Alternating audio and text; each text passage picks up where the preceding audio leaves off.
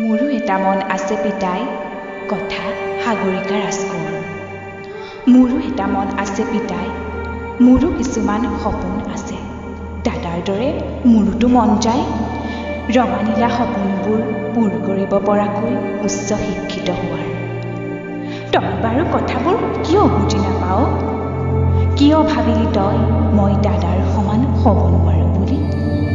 কিয় ভাবিলি তোৰ সপোনবোৰ মই পূৰাব নোৱাৰিম বুলি?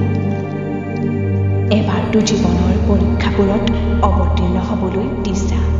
সকলো কৰি দেখুৱাম তোক, মাথো এবাৰ সুযোগ দে। তই বাৰু কন্যা সন্তানক কিয় ইমান বেয়া পাৱ? তইতো কোনোবা এজনী মাকৰে সন্তান আছিলি, তেনেহ'লে কিয় বুজিব নোৱাৰিলি কন্যা সন্তানো যে ল'ৰাৰ দৰে সমান?